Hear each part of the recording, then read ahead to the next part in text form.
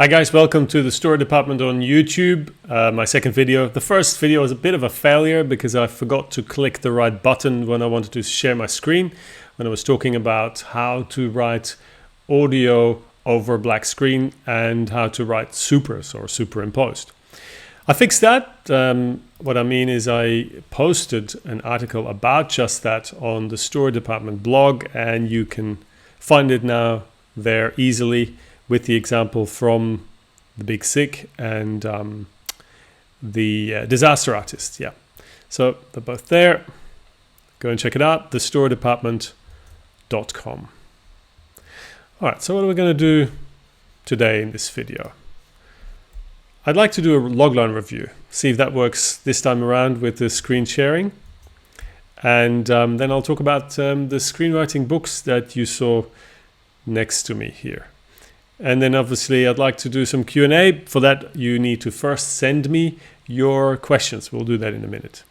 Let's start with the logline review. For that, we go to logline.it, the website where you can post your loglines and where you can learn how to write proper loglines. Now, there was a different logline before. I don't know what's going on. Oh, wow. We have had quite a few loglines posted recently. So the one that I wanted to look at was posted 22 hours ago. And it goes like this. During a civil war, an arrogant music teacher must lead her chaotic children's choir to safety through music and games.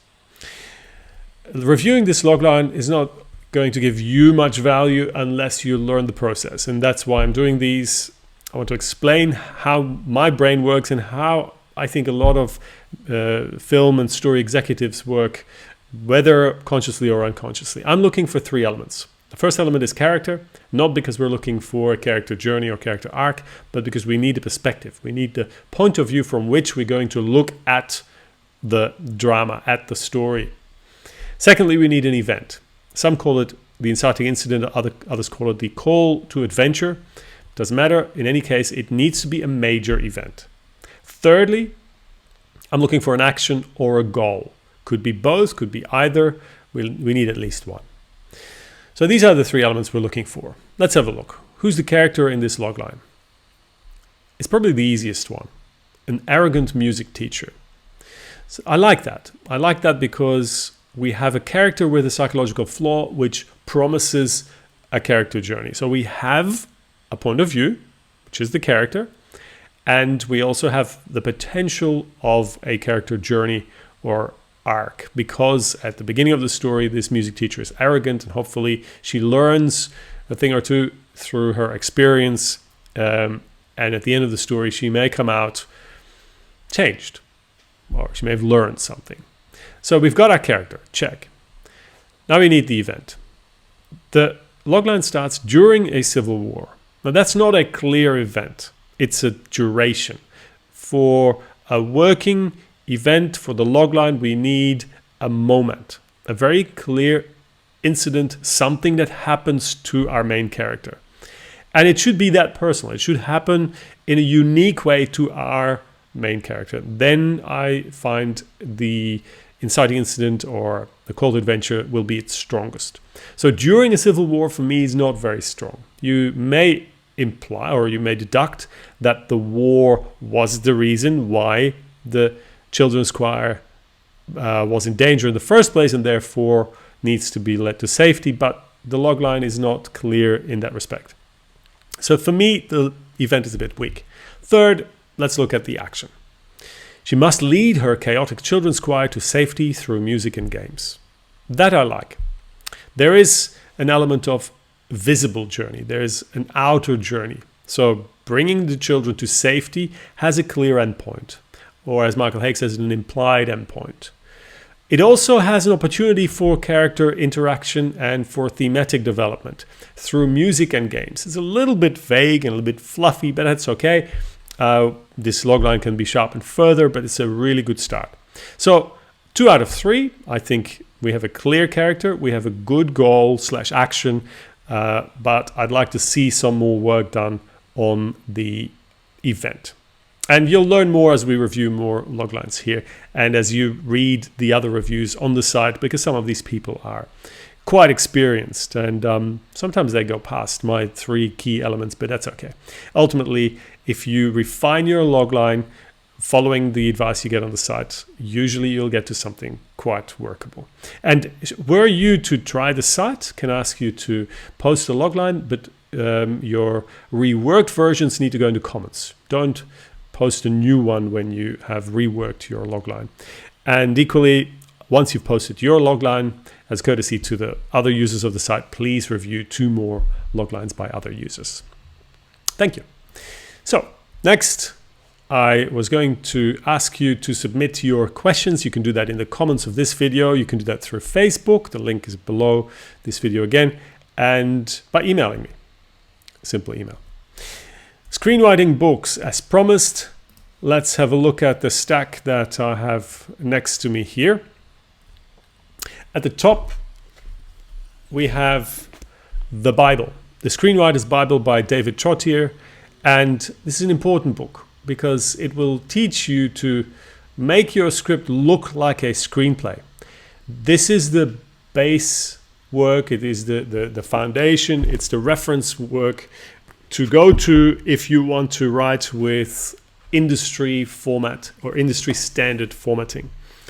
Now, let me be honest. That's probably the only reason why you must have this book. There's a whole, there are other sections on how to tell a story, but it's book 3 that you need, proper formatting technique, a style guide. It's updated frequently, so make sure you have a recent edition because the style of screenplays changes over time, and Dr. Trottier has updated these frequently. Now, being a bit clumsy here with the books because there's a whole lot of them, I've put some of them aside. Now just look at this, it's quite a high stack. I'm not going to be able to go through all of them today, but let's look at the one that I had at the top before I started the video. It's Save the Cat by Blake Snyder. Blake Snyder sadly passed away in 2009. He was a very successful story teacher. This book was an absolute bestseller. Initially, it was not my favorite. I thought it was a little bit populist, a little bit too easy on the read, and maybe a bit superficial, maybe a little bit too much Hollywood slanted as well. But over time, I've come to appreciate it for 2 reasons and 2 chapters that I think are must reads. There's chapter 1 titled What Is It? And in that chapter, Blake Snyder looks at the concept, the type of film that you have and how you express that. Pretty much like we did in our logline, but he helps you to think about the types of stories there are, and he has 10 types of story that he claims every story fits in. So that's about concept. That's what is your story. The other chapter I think is a must read is chapter number 3. It's about a guy who, so this is about the character. It's about how you position your character, about creating interesting and memorable characters. So those chapters alone, chapter 1 and 3, I think make it worth buying Save the Cat or at least reading it. So these are the 2 books I will stick to these 2 today. For the others, come back for a future video. I'll quickly go through what else I've got here. This is Myth and the Movies, which needs to be read in conjunction with Chris Vogler's The Writer's Journey. But these are great examples. One of my favorites, Screenwriting, The Sequence Approach by Paul Golino. Excellent book. I'll give it due attention. Michael Haig, his original writing screenplays that sell. I think he's updated it recently with some new insights. This is the one, The Hero's Journey. I love this one because it applies Joseph Campbell's The Hero with 1,000 Faces to screenwriting. And it basically it laid the foundation for my approach to Hero's Journey, which is still slightly different. And I go into a bit more detail in certain areas. But Vogler's book is certainly worth reading. Go into more detail, as I said, future. Story by Robert McKee, and there's a few more, but I'll leave it there for now. I want you to come back next time, leave a little bit of anticipation and mystery there. I hope you enjoyed this video. Please put your comments and your questions below, and don't forget to subscribe. I think I've got like 17 subscribers now, and I'd like to get that up. So please subscribe and push the bell button so you get notifications whenever I post a next video. So thanks for watching, and hope to see you for the next video.